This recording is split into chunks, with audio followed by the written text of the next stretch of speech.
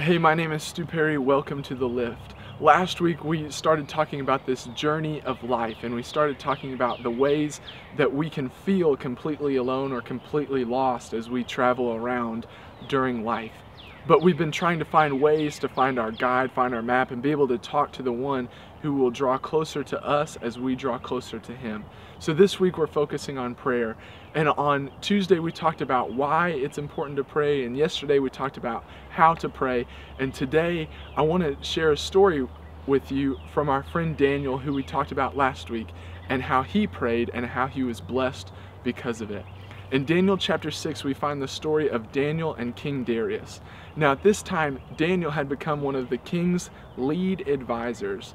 Last week we learned that the king brought him into his palace and made him be one of many advisors, but at this point, Daniel has been promoted several times. And so he and the king, they're tight, they're buddies. And so Daniel had a close relationship with this king whose name was Darius at this time. King Nebuchadnezzar was no more, and King Darius has now taken over. So Daniel and King Darius, they are buddy-buddy all the time, and some of King Darius's other men started to get frustrated with that.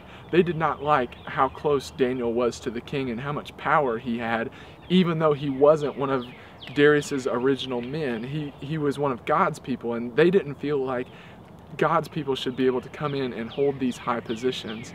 So Daniel's buddy-buddy with the king, and the king's other men get together and they say, we have to break up this relationship.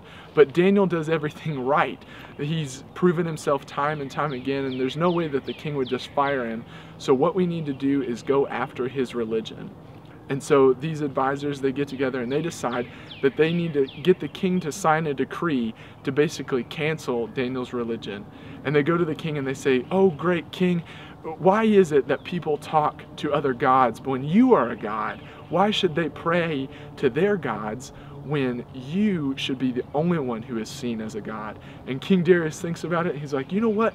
You're right. So King Darius signs a decree that for 30 days, no one is allowed to pray to anyone except for him. And if they break that law, they would be thrown into a den of lions.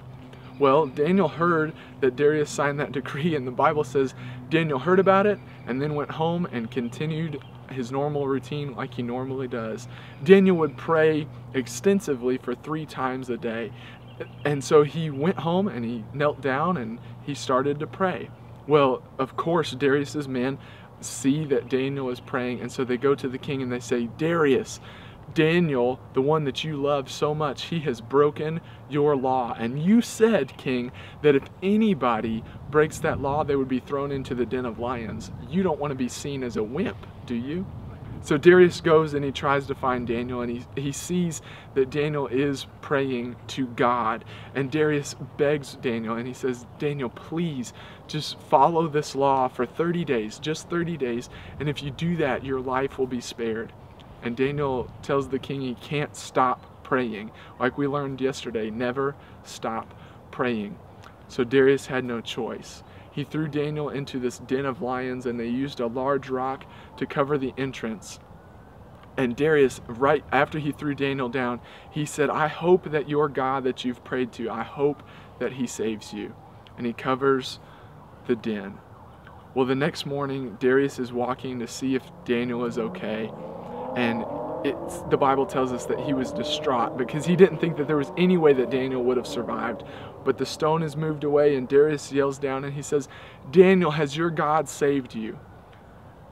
And Daniel yells up. Daniel says, yes, my God who I prayed to and who has blessed me because of that came. He sent an angel, and all the lions' mouths were shut all night long, and nothing on me is harmed whatsoever. So they pull Daniel out of the den, and it says there wasn't even a scratch on him. The lions never even touched him. So Darius is thankful for that. Daniel was blessed because he prayed, and it actually says that the king put all those men together who had planned to trick Daniel, and he threw them into the den of lions, and they were killed there. So it wasn't like these lions were broken. It was that God stepped in because Daniel decided to keep praying. I don't know about you, but I want a strength that will allow me to sit in a den of lions and know that I'm going to be okay.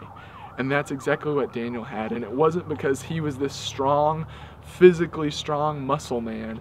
It was because he knew that talking to God is what brings on true strength. Because as he talked to God, he got closer to God, and God in turn got closer to him. And that created this true strength, this strength that is so much more than muscles. And we can do that too.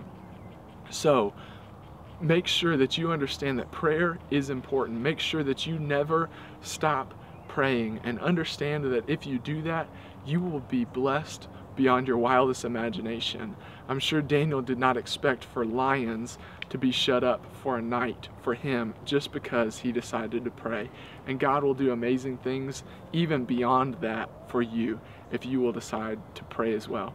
You'll find that strength that is so much more than muscles. This is The Lift. Hey guys, Brad Marlowe here with your workout tip of the day. Today I want to specifically talk about shin splints and how to get rid of them and prevent them.